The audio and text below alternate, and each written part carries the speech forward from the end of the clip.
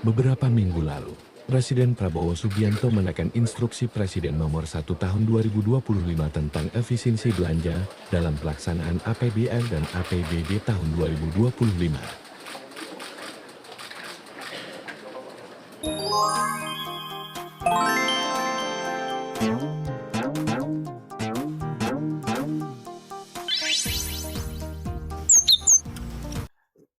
Welcome back to Siasat Channel, balik lagi di Siasat Channel.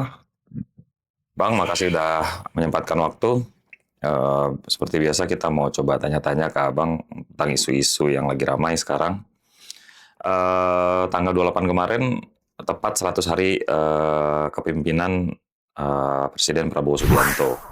Nah, di 100 harinya itu ada beberapa keputusan yang diambil oleh Presiden yang menurut tim Siasat Channel ini bukan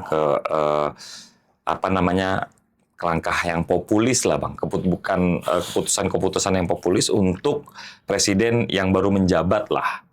Salah satunya adalah pemangkasan anggaran kurang lebih 300,6 triliun. Bagaimana Abang melihatnya dari perspektif politiknya ini? Terima kasih Bor, thank you. Yang pertama sebenarnya Presiden itu nggak boleh berpikir kebijakannya populis atau enggak. Presiden harus selalu berpikir bahwa kebijakan ini menguntungkan atau tidak bagi rakyat. Soal populis atau tidak populis itu sudah menjadi urusan kesekian. Karena Presiden itu adalah politisi tertinggi di Republik ini. Jadi nggak ada lagi jabatan yang bisa diemban setelah Presiden. Jadi kalau kita lihat dari karakternya Pak Prabowo, gue yakin Pak Prabowo juga udah nggak berpikir soal citra, karena ya beliau sudah berapa kali tarung menjadi calon presiden, gayanya nggak pernah berubah, cara ngomongnya nggak pernah berubah, visi misinya juga selalu nggak berubah. Ya beliau memang konsisten menjalankan apa yang ingin beliau eksekusi. Nah, terkait kebijakan Pak Presiden soal pemotongan anggaran, sebenarnya ini bukan soal, balik lagi bukan soal ini nggak populis atau populis. Nggak populis bagi siapa nih? Bagi tentu pejabat-pejabat di kementerian yang tadi anggarannya gede menjadi anggarannya kecil. Walaupun kemudian alasannya adalah sehingga ini kementerian jadi kurang bisa bergerak karena anggarannya dipotong. Tapi ini kan semua ada alasan kenapa harus dipotong. Ada program ketahanan pangan misalnya, ada program makan bergizi gratis, ada program food estate yang juga untuk menunjang ketahanan pangan. Nah, program-program ini membutuhkan dana yang luar biasa. Daripada kemudian pemerintah mencari pinjaman luar negeri, sudah pasti lebih baik pemerintah memotong. Lalu kemudian ada kementerian yang terpotong, misal kayak Kementerian Perumahan, anggarannya kepotong. Di sinilah tugasnya Pak Menteri untuk kemudian bisa menarik investor. Kalau kemudian menteri-menteri di semua kementerian hanya bergantung dengan anggaran pemerintahan, anggaran yang diplot oleh APBN, semua bisa jadi menteri. Nggak perlu kita punya menteri, ya udah dirjen per dirjen itu aja yang eksekusi. Nanti dirjen langsung komunikasi langsung dengan presiden. Misal ada dirjen A, dirjen B, atau misal kalau kita lihat di Kementan ada dirjen PSP misalnya, ada dirjen apa lagi. Nah, ya udah ada anggarannya tinggal dieksekusi. Tapi tugasnya menteri lebih dari itu. Bagaimana kemudian program yang dengan duit sedikit kemudian bisa menghasilkan manfaat sebesar-besarnya bagi rakyat. Dan memang Indonesia harus segera masuk investor-investor besar ke dalam negeri supaya kemudian kita bisa melejit menjadi negara yang maju. Kan udah bosan juga kan dari kita zaman SD, Indonesia selalu negara berkembang. Ini besok kalau anak gua ya, mungkin kalau lu Bor, yang ini yang nanya nih pemirsa, mungkin cucunya yang udah mau SD. Tapi kan negaranya masih berkembang. Nah, ini yang kemudian harus dikikis. Bahwa kementerian sekali lagi memang harus bisa bekerja dengan anggaran yang mepet.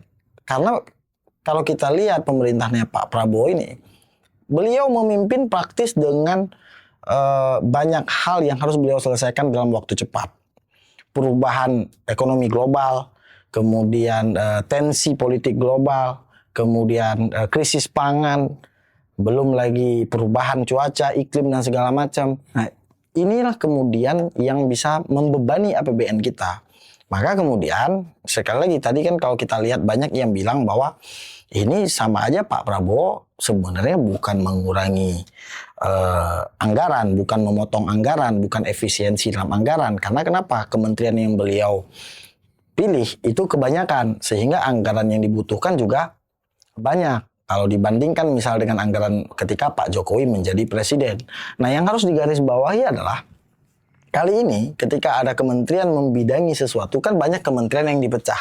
Misal kayak koperasi dan UMKM itu kan dipecah nih supaya fokus dan konsentrasinya ini juga bisa clear. Jadi yang ngurusin koperasi aja, yang ngurusin UMKM aja. Maksud gua sekarang tinggal kita lihat nih di program 100 harinya Pak Prabowo ini menteri mana saja yang kemudian bisa leading tanpa ada support APBN yang memadai. Kalau dengan disupport APBN jor-joran, ya gue juga bisa lah jadi menteri. Ngapain ini repot-repot cari menteri sana, cari menteri sini. Yang ini kan yang menarik ini. Kalau kita lihat profilnya Pak Prabowo ya. Pak Prabowo lama di luar negeri. Beliau terbiasa bergaul dengan golongan atas lah ya. Dalam artian pengusaha, kemudian negarawan juga beliau banyak teman. Kayak misal di Jordan, ketika beliau di Jordan, relasi beliau memang relasi atas. Artinya beliau terbiasa berpikir secara makro, bukan terbiasa berpikir secara mikro. Tapi ketika Pak Prabowo bilang ini dipotong anggaran, berarti beliau juga ternyata berpikir secara mikro. Jadi bukan hanya makronya saja yang diutamakan, sampai ke hal teknis pun kemudian beliau lakukan. Nah, tantangan bagi menteri beliau bisa tidak kemudian ikut paling tidak sama aja deh, nggak usah melebihi Pak Prabowo, sama aja kemudian usaha dan effortnya dalam membangun republik ini. Gue pikir ini harusnya ini kebijakan yang sangat populis, bukan kebijakan yang tidak populis. Harusnya semua kita mendukung kebijakan ini karena berapa ratus triliun ya tadi lu bilang berapa? 306 triliun. 306 triliun yang dipotong. Itu kan pasti ada peruntukan untuk makan bergizi, kemudian ada dipotong untuk program kedaulatan pangan. Ya memang harus ada yang dikalahkan. Nggak mungkin kita bisa memenangkan semua hal ya.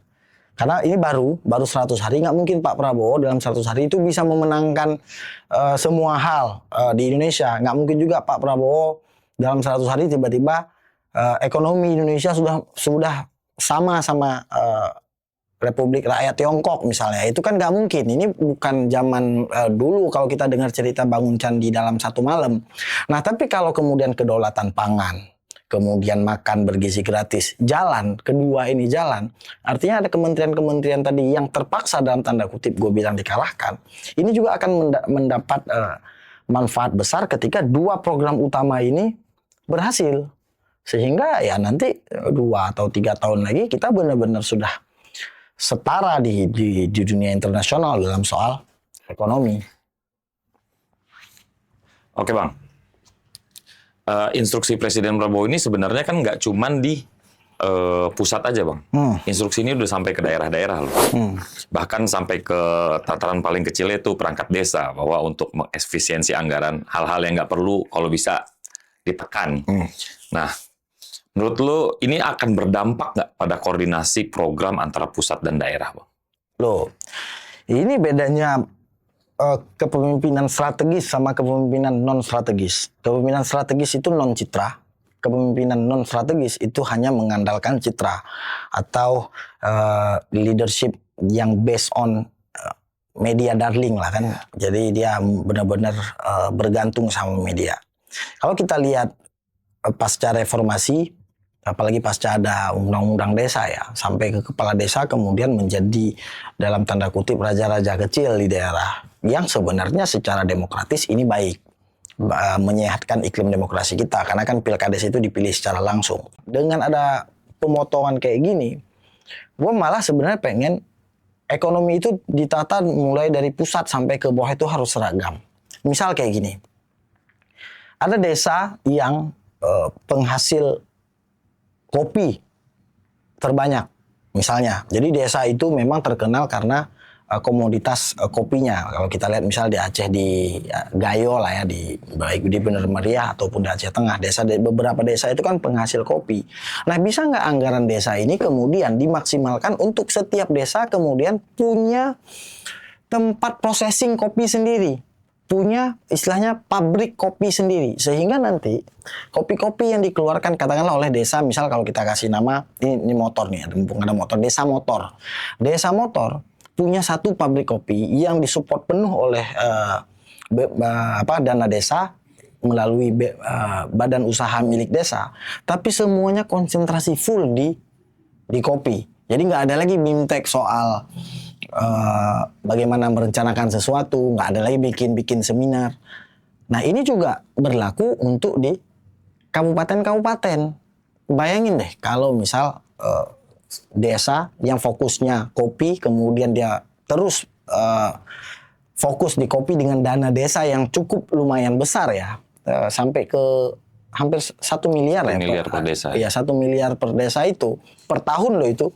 Nah, kalau itu dikembangkan terus, ini kan luar biasa. Kita kemudian bisa menjadi desa itu semua nggak perlu lagi menjadi ada kerja di bidang lain, semua akhirnya ya fokus di kopi. Begitu juga misal desa yang memfokuskan di wisata.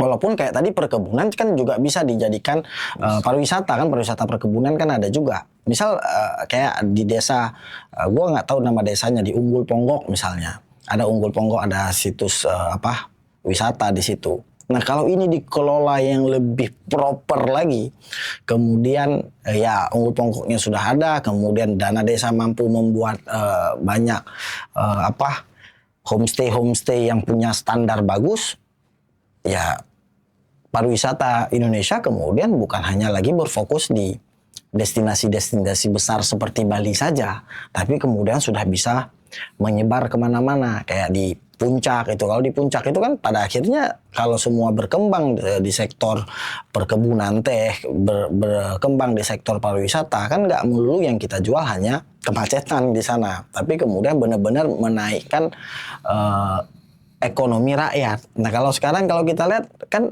akhirnya yang tersedia apa? Menjadi agennya yang punya villa gitu loh. Villa, kalau di jalan kan biasa kita villa kan. Nah, ini nggak salah, namanya juga mencari nafkah dan ini halal. Tapi kalau kemudian desanya fokus di satu titik usaha, ya mungkin akan jauh berbeda kelayakan hidup para rakyat yang ada di desa. Nah, begitu juga dengan kabupaten. Jadi kabupaten ini nggak usah lagi perlu studi banding ke sana, studi banding ke sini, mau bikin peraturan daerah gitu misalnya, perlu studi banding ke sana, perlu studi banding ke provinsi ini, perlu studi banding ke itu kan enggak. Itu yang benar-benar membuat akhirnya ekonomi kita timpang tindih. Yang di pusat berpikir soal apa, yang di daerah soal lain lagi. Misal kayak gini, ini kan ada program jelas kalau di pusat tuh ada food estate sama ketahanan pangan. Ya udah, sekarang di kabupaten harusnya juga bisa bersinergi. Apa yang bisa dilakukan oleh mereka, oleh pemerintah kabupaten untuk menopang ketahanan pangan ini. Misal membutuhkan ketersediaan, kayak ada program misal cetak sawah baru. Oke, bagi daerah yang belum tercetak sawah baru, bagaimana kemudian caranya padi kita ini aman dari hama? Bagaimana tidak kemudian bergantung dengan cuaca? Ini butuh uluran tangan pemerintah daerah sebenarnya. Jadi jangan yang diiniin selalu petani lalu kemudian dilempar ke kementerian atau ke pemerintah pusat. Tapi pemerintah daerah lalai dengan tanggung jawab. Pemerintah daerah jangan sampai kemudian hanya bikin kelompok-kelompok tani aja, jangan cuma bikin CPCL aja, tapi nggak ada pembinaan yang secara serius, secara real. Waktu dibilang kenapa nggak ada? Karena nggak ada anggaran. Nah, ini anggaran coba nggak usah lagi ada anggaran yang aneh-aneh. Udahlah, nggak perlu lagi bikin FGD ini FGD itu. Udah fokus saja dengan yang dilakukan oleh pemerintah pusat. Di Dompleng juga, provinsi juga begitu. Nah, justru provinsi harus lebih menjadi trigger lagi. Nah, cuman apakah kemudian ini bisa kita lakukan? Ya, semoga kalau udah dikasih contoh kayak gini sama Pak Prabowo, semoga provinsi dan daerah, kemudian desa juga harus mengikuti. Ini bukan berarti kemudian mencoba menghidupkan otoritarianisme gaya baru ya. Itu ntar offset lagi nih, maksudnya melebar lagi. Cuma kita berpikir kenapa sih ekonomi kita nggak maju-maju itu? Itu ada juga penyebabnya.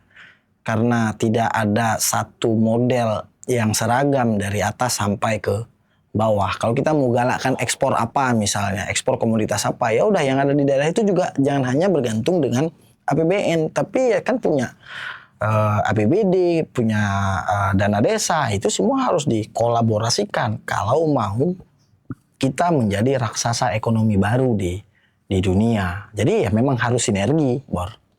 Oke, berarti menurut lu efisiensi anggaran lah ya yang dicanangkan oleh Presiden Prabowo sampai ke daerah-daerah ini sebenarnya itu cuman meminimalisir adanya jalan-jalan berkedok studi banding gitu-gitu lah ya kira-kira lah ya. Jadi tapi kalau di program-program yang memang harusnya bersinergi dengan pusat, dana itu tidak dikurangi sama sekali ya oleh pemerintah.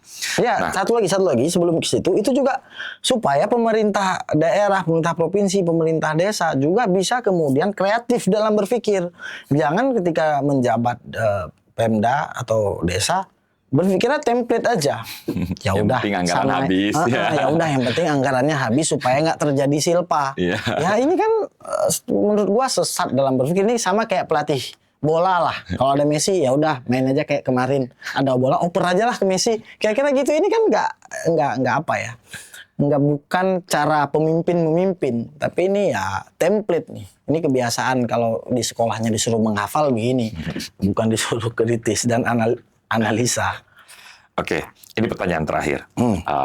Oke, tadi lu sudah jawab bahwa presiden itu keputusannya nggak harus populis. Dia nggak boleh berpikir politis karena dia berpikir untuk kesejahteraan rakyat. Tapi nggak bisa kita tampik juga. Presiden adalah pemimpin politik tertinggi juga.